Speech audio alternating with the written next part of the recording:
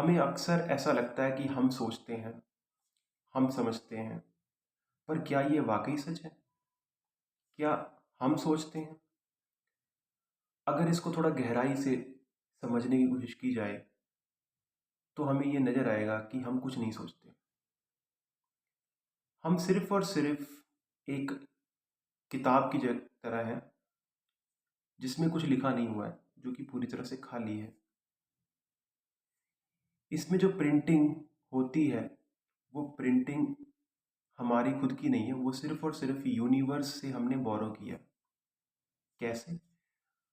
Universe में already सारे thoughts, सारे आइडियाज जो इस वक्त आपके मन में चल रहे हैं या मेरे मन में चल रहे हैं, पहले से स्टोर है। ये सिर्फ और सिर्फ इस चीज़ पे डिपेंड करता है कि हम अपने आप को उस यूनिवर्स में उस पर्टिकुलर आइडियोलॉजी के साथ कनेक्ट कर पा रहे हैं कि नहीं कर पा रहे। एग्जाम्पल के लिए आप समझ लीजिए, मान लीजिए जैसे आपके पास एक रेडियो है। अब रेडियो में आपने स्पोर्ट्स की खबर देखनी है, उससे रिलेटेड खबर को आप जानना चाहते हैं। तो अगर आप उसमें उस पर्टिकुलर एक नंबर पे, एक पर्टिकुलर स्टेशन पे जाओगे, तो वो सिग्नल आपको मिलना शुरू हो जाएगा and you will get the news. Sports से रिलेटेड सारी न्यूज़ आपको मिल जाएगी। सिमिलरली हमारा माइंड भी एक रेडियो से कुछ ज़्यादा नहीं है, बस रेडियो की तरह ही है। ये जो भी इंफॉर्मेशन, जो भी नॉलेज, जो कुछ भी हम अंडरस्टैंड करते हैं, इवन हमारी परसेप्शन भी, ये सब कुछ यूनिवर्स से ही हम बोरो कर रहे हैं। और एक टाइम पे यूनिवर्स में ये दोबारा से सारी की सारी इंफॉर्मेशन जाने वाली है। अब कोई ये सोचे कि भाई यूनिवर्स में ये चीज़ आती कहाँ से है। तो अगर हम इस कॉन्सेप्ट को थोड़ा डिटेल में समझें, तो जितना कुछ भी हम देख रहे हैं, समझ रहे हैं, जो कुछ भी हमें दूर दूर तक हमारी समझ में या एब्स्ट्रैक्ट वे से या फाइव सेंसेस से दिख रहा है या समझ आ रहा है, वो सिर्फ और सिर्फ दो ही चीज़ों से बना है। एक है कॉन्शियसनेस और दूसरा है नॉलेज। कॉन्शियसनेस आप समझ लीजिए जैसे कि बीइंग अ कॉन्शियस बीइंग, हम किसी रूम में बैठे हैं, किसी जगह पे बैठे हैं, तो हमें उस जगह के बारे में फील हो रहा है कि हम यहाँ हैं। अब इसमें जो उसकी इंफॉर्मेशन है कि ये सामने एक मोबाइल फ़ोन है जिससे मैं रिकॉर्डिंग कर रहा हूँ, ये इंफॉर्मेशन जो है, ये मुझे इसे विद्या कह सकते हैं, अपरा विद्या बोल सकते हैं।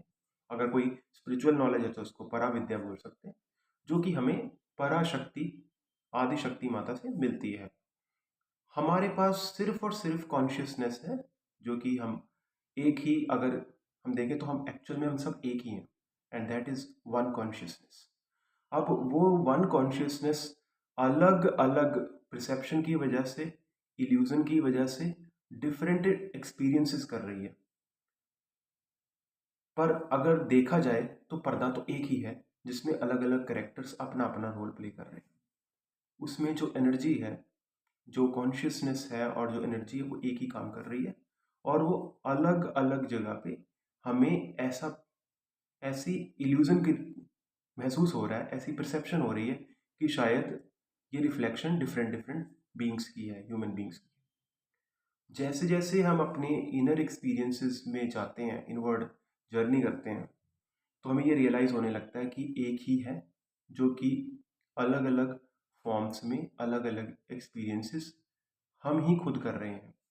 बट क्योंकि हमारा जो माइंड है, वो इस टाइम पे हमें लिमिट कर रहा है।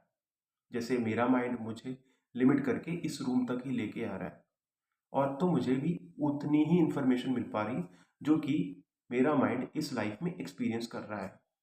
अगर इस माइंड के डोमेन को हटा दिया जाए, तो अगर देखें तो इंफॉर्मेशन स्टोर करने वाला कोई इंस्ट्रूमेंट ही नहीं है, तो वो कॉन्शियसनेस ही है, और वो एक ही है हमेशा।